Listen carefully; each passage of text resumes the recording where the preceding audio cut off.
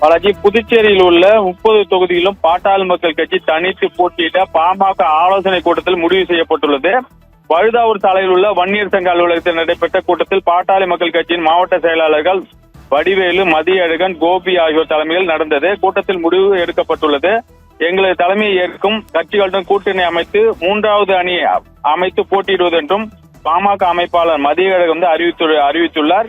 கூட்டத்தில் எடுக்கப்பட்ட முடிவை கட்சி தலைவர் அன்புமணிக்கு அனுப்பவும் முடிவு செய்யப்பட்டுள்ளது. தமிழகத்தில் தேசிய ஜனநாயக கூட்டணியில் போட்டியிட்டாலும் புதுச்சேரியில் இந்த கூட்டணியை தலைவர்கள் தங்களை மதிக்கவில்லை.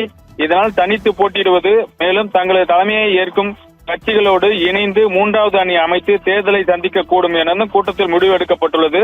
இது தொடர்பாக கட்சி தலைவர் அன்புமணிக்கு தங்களது முடிவினை தெரிவித்து அவரது உத்தரவுக்கு காத்திருப்பதாகவும் பாமக நிர்வாகிகள் தெரிவித்தனர்.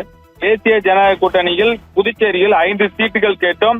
கூட்டணியில் பாமக இருக்கிறதா என தெரியவில்லை. இதனால் தனித்து போட்டியிட தலைமை அன்புமணிக்கு அன்புமணி உத்தரவிட நம்புவதாகவும் தெரிவித்துள்ளனர்.